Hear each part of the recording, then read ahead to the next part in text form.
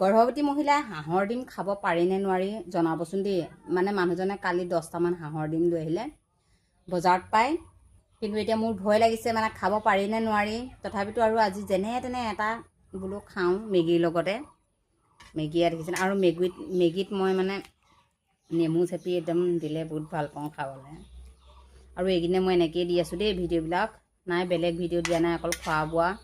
যিহেতু নিজে নিজে বনাইছোঁ যেতিয়া নিজে ভিডিঅ' এনেকৈয়ে দিব লাগিব, কাৰণ বাৰু বেলেগ ভিডিঅ' দিবলৈ বা ফুৰিবলৈ মেলিবলৈ যাবলৈ মানে নহৈছে সেইকাৰণে।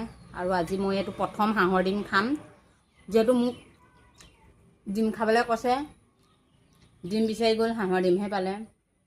আজি খাওঁ, খাব পাৰিনে নোৱাৰিম আপোনালোকে কমেণ্ট কৰি জনাব, কাৰণ বাকী আৰু 9টা আছেই। সেই 9টা যদি নোৱাৰি নাখাওঁ আৰু, হয়নে, এইটোকে খাওঁ আৰু আজি। বহুত দিনৰ মূৰত খাইছোঁ।